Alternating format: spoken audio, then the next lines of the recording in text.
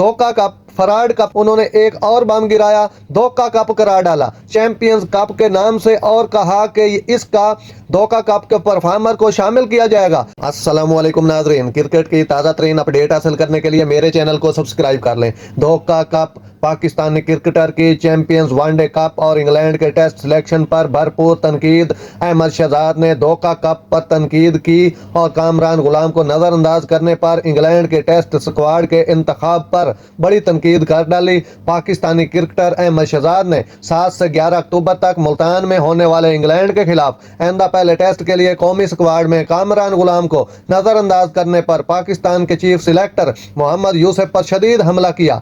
शहजाद ने अपने YouTube channel पर अपनी मायूसी का इजहार करते हुए यूसुफ पर कामरान की शानदार कारकर्दगी को नजरअंदाज करने का इल्जाम लगाया, जिसमें जारी चैंपियंस वनडे कप में 2 सेंचुरियां भी शामिल थीं। वर्ल्ड कप से टीम के मायूस कुन इखराज के बाद पाकिस्तान क्रिकेट में सर्जरी के बारे में इनके तबसरों पर पीसीबी के चेयरमैन मोहसिन नकवी को भी तनकीद का निशाना बनाया। चैंपियंस वनडे कप को धोखा कप, फराड कप का नाम देते हुए उन्होंने टूर्नामेंट की साख और कौमी स्क्वाड के इंतखाब के अमल पर सवाल उठाया। कामरान गुलाम को एक बार फिर नजरअंदाज किया गया और मोहम्मद यूसुफ ने इन्हें पाकिस्तान के 15 रुकनी स्क्वाड में शामिल नहीं किया।